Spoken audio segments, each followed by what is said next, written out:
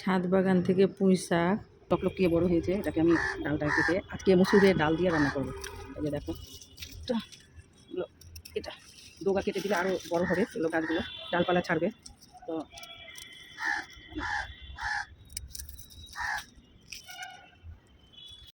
ফুটা বাছা হয়ে গেছে, এবার আমি রান্না চাপাবো। পুঁই শাক দিয়ে মুসুরির ডাল রান্না করার জন্য প্রথমে পেঁয়াজ কাঁচা লঙ্কা ভালো করে ভেজে নিয়ে তার মধ্যে আদা রসুন বাটা, নুন, হলুদ, জিরে, ধনে, একটু লঙ্কার গুঁড়ো ভালো করে মিশিয়ে মশলাটাকে কষিয়ে নিব। কষানো হয়ে গেলে তার মধ্যে কুটে রাখা পুঁই শাক, মুসুরের ডাল, ধুয়ে রাখা মুসুরের ডাল সব দিয়ে ভালো করে নাড়াচাড়া করে একটু সামান্য জল যেরকম রাখবো সেই হিসাবে জল দিতে হবে, দিয়ে সেদ্ধ করব।